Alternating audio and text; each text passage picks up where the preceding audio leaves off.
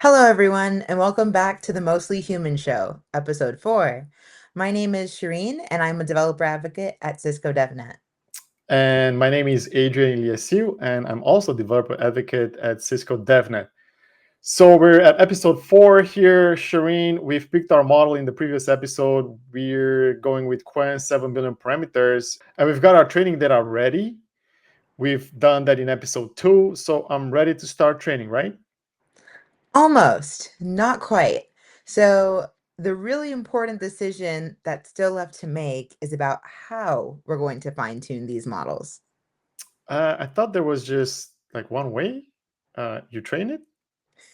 No, not quite. So there are several different approaches that you can do, and which choice that you make affects everything. It can affect how much compute you need, how long it takes, and how much it costs.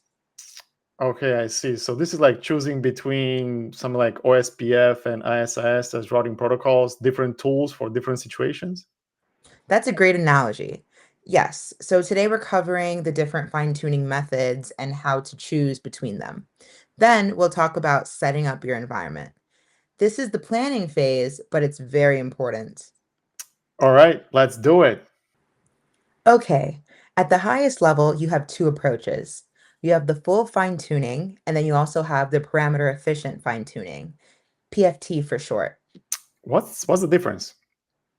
Well, full fine-tuning means that you update every single parameter in the model, all 7 billion of them within your Quen model. What about parameter efficient methods? PFT methods, they only update a small fraction of the parameters rather than 7 billion of them, sometimes less than 1%, and you still achieve similar results. That sounds like magic. How does that work? It does, doesn't it? Yeah. So different techniques use different tricks.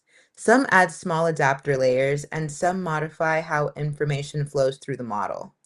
Others just train additional embeddings, but the key idea throughout is that you don't need to update everything to teach the model new skills. All right, so network analogy time. Full fine tuning is like, Full fine-tuning is like replacing every router in your network and reconfiguring everything from ground zero. oof, that's expensive, time consuming, and of course, very risky. It is. And PFT methods are more like adding more route maps, access lists, or QoS policies to your existing infrastructure. You're adapting the behavior without replacing the core. I like that. So, when would I ever want to do full fine tuning?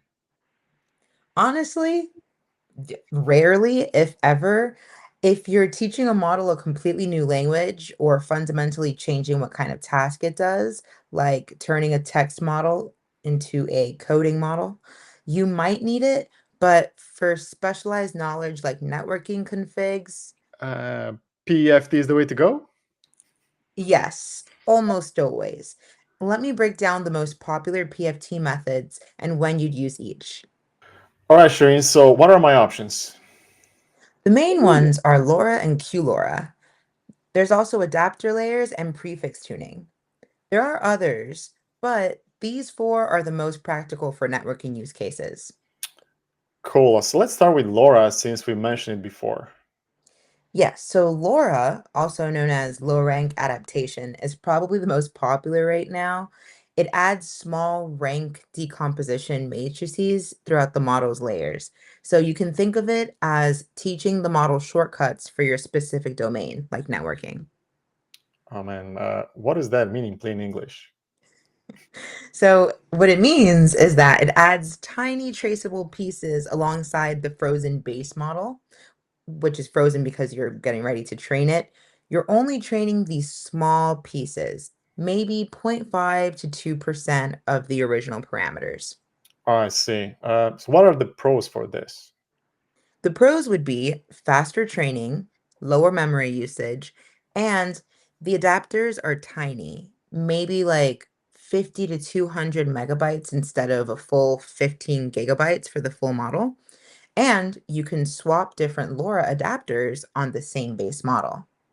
Oh, I see. So I could use one for Cisco, another one for Arista, one for security analytics, for example.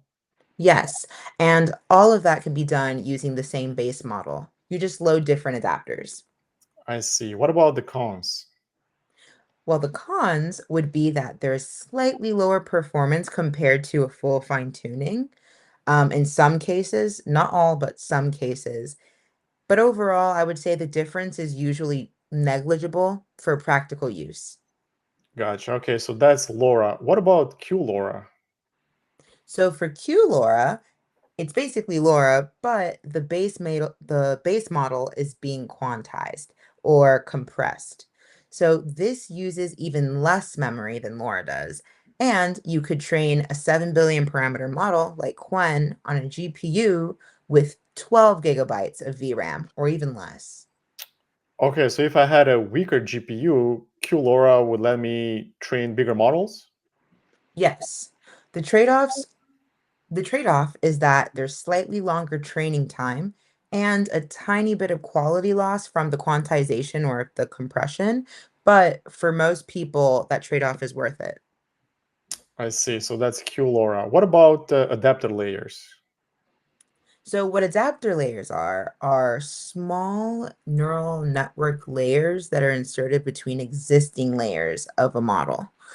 Only those new layers are the ones that get trained. How is that different from LoRa? So yes, it is very similar. So what LoRa does is it modifies the existing connections, but then adapters add entirely new small layers.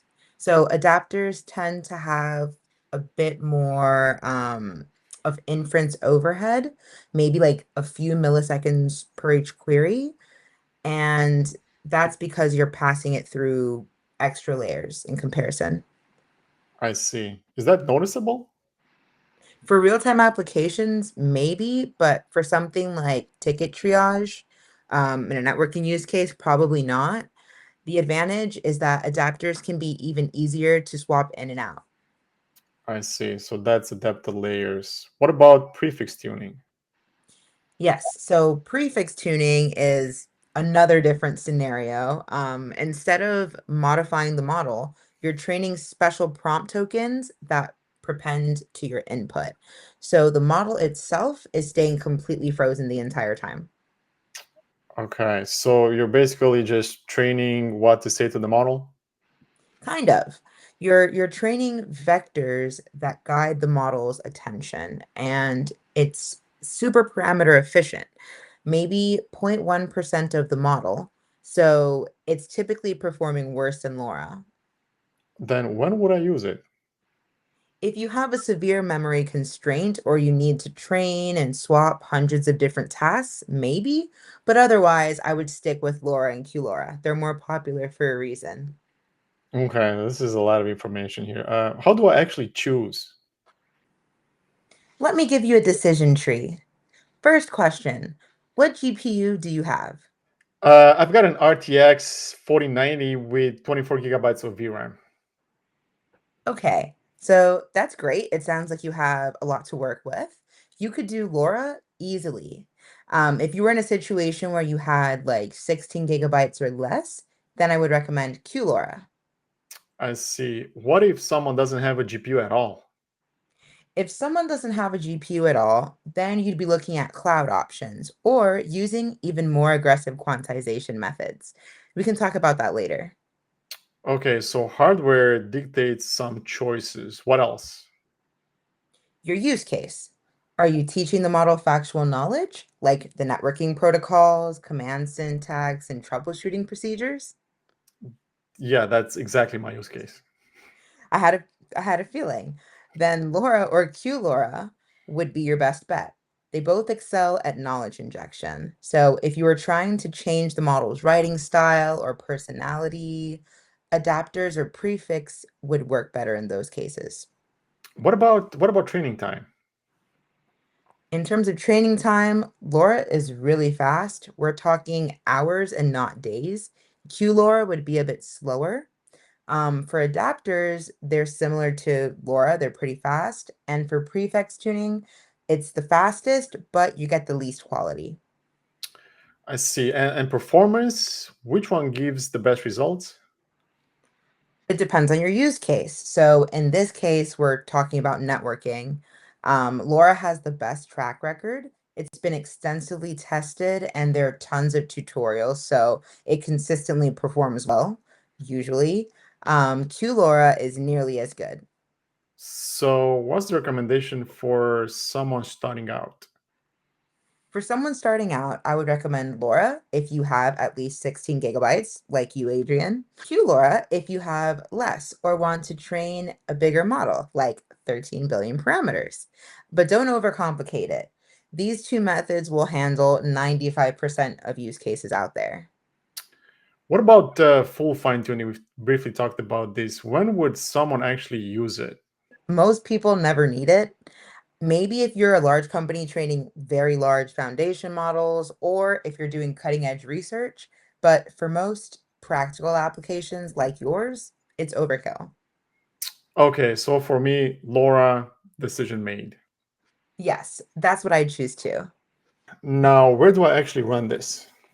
Three main options. So you have your local GPU, your cloud providers, or you can choose a specialized ML platform. I've got that 4090, like I was saying. Can I just use it? Absolutely. So for LoRa on a 7 billion parameter model, that's perfect. The advantage of that is that you have free compute. And once you own the hardware, it's yours. Now, the downside is your workstation is tied up during training. What if I don't have a local GPU, let's say? If you don't have a local GPU, then the cloud would be your best friend. You can use Google Cloud Platform. I think they have now the L4 GPUs. There's AWS that has similar options, and you can also consider Azure. Since you have decent local GPUs, let's start there. Okay, I'll stick to my local setup. What do I need to install? So your installation shopping list would be NVIDIA drivers and a CUDA toolkit. Those both contain PyTorch, which is the essential deep learning framework that you'll be able to use on your GPU. You'll also need Python 3.10 or newer, Hugging Face transformers for loading the models, like we discussed in our last episode. And you'll also need a training framework, like the Hugging Face PEFT library. So, how do you shop for these? Installation is literally pip install. If you're familiar with that, you pip install Torch, transformers, datasets, accelerate, and then that gives you most of what's on the list. But if you want to use PEFT directly, then you'd need to use pip install PEFT bits and bytes. Which is this. And there we Yes. go. I already had it installed, but just wanted to show the commands. Is that it? Yeah, that's great. And thanks for doing that, for folks that haven't seen it before. That is pretty much it. The ecosystem has matured a lot where all you need is a pip install to set everything up. 5 years ago, this would have been way harder with way more steps. What about QLORA? Any special setup? For QLoRa, just make sure you have bits and bytes installed. That's what's in charge of the quantization. All right, so the environment is ready. Now, hyperparameters. What do I actually need to configure? Great question. Let me give you the essential ones and what they mean. Let's start with learning rate first.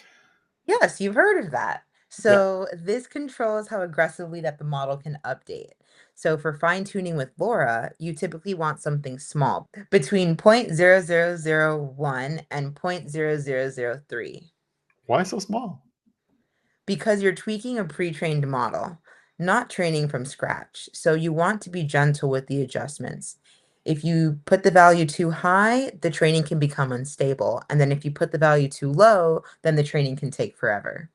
I see. What's the default I should use?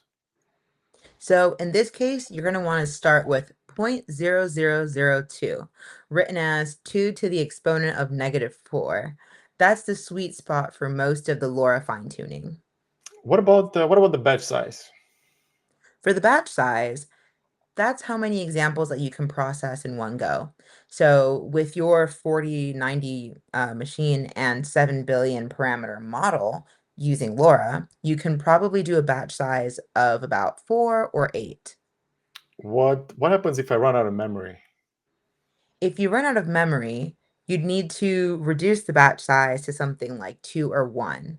But there's a trick to that. You can use gradient accumulation steps. Please explain that. What is that? So if your batch size is 2, but you want the training benefits of a batch size 8, you would set the gradient accumulation to 4. That way, it would be able to process 4 small batches before updating the weights. And this has the same effect, but you're using less memory. I see. That's very smart. What about the epics? For fine tuning, usually you need only about 2 to 5 epochs. You would start with 3, somewhere in the middle, because more isn't always better. That's where overfitting can happen, like we discussed in our previous episode. And these LoRa specific settings you mentioned before. Yes, so for those LoRa specific settings, you would need to use a couple of common values. So you have your LoRa R value, which you want to start with 16. That's the rank. Then you have your LoRa alpha value, which would be about usually 2 times your rank. So 32. And then you have your LoRa dropout value, which is set to zero point 0.5. Do I need to understand what these do? No, not really, but thank you for pulling it up. These are the same defaults that work for most cases, so you only need to mess with them if you're experimenting. So yeah, my basic config would look something like this, right? With how we have it shared here: learning rate, batch size, gradient accumulation steps, number of epochs, LoRa R, LoRa alpha, and then LoRa dropout. Yes, that would be the ideal solid starting configuration. Great. All right, I've got my approach chosen, environment is set up, config file is ready. What else do we need? So we need to do some sanity checks before you commit to doing a full training run. Like what? First, verify all your paths in the config file are correct. So typos in there will waste about an hour of your time. Yeah, I know. I've been burned by that with Ansible. Exactly. It's the same concept. So the second thing you're going to want to do is do a test run with only 10 examples. That way, again, you're not wasting extra time. Make sure everything loads, training starts, and no memory errors occur. How do I do that? So what you would need to do is temporarily edit your data file to only have 10 examples. Run for one epoch, and then if it works for that epoch, then your setup is fine. I see. That's smart. What about monitoring? Make sure that your checkpointing is enabled. So you'd want to create a variable called save steps in your config file and set it to the value of 100. Then that way, if something crashes, you haven't lost everything you worked for. And I assume I should know where the output is going. Yes. So you want to have another variable called output directory or like output dir or something like that. And then set it to something obvious like dot forward slash outputs forward slash Quen networking version 1. That way you know where your model is. Otherwise, you'll be searching for where that trained model happens to be. Okay, gotcha. Noted. And then the last thing, when you start your first real training run, you don't want to walk away from it. You want to watch it from beginning to end because the first few epics will be able to show you whether there is a loss or if something's decreasing or if there are any errors, anything of that nature. I see. So how do I check if my GPU is actually being used? In order to do that, there's a command from NVIDIA. It's NVIDIA-SMI. If you run that in another terminal window, then you'll be able to see your GPU memory usage at like 18 to 20 gigabytes, if I had to guess. And then your utilization should be at around 95%. I see. Perfect. All right. So I think I'm actually ready now. Good. So to recap, for most people, LoRa or QLoRa is the right choice. Full fine tuning is overkill for most of our problems. Start with local GPU if you have one. Otherwise, you can use the cloud with several options for that too. You want to stick with the recommended hyperparameter defaults for your first run. Yeah, and remember, don't overthink it, right? Pick LoRa, use the defaults, and see what happens. Yes, and you always want to iterate and optimize later. Get your first training run done, and then you can move on after that. Which is actually what we're going to do in the next episode, right? We're actually going to hit the button and train. Yes, and we'll talk about monitoring the training and knowing if it's going well. All right, everyone. So thanks for watching episode 4. If you're setting up your own fine-tuning environment, let us know in the comments. What hardware are you using? What method did you choose? And if you hit any setup issues along the way, please share them with us. And thank you all for watching. See you on the episode next week. Take care, everyone. Bye. Bye.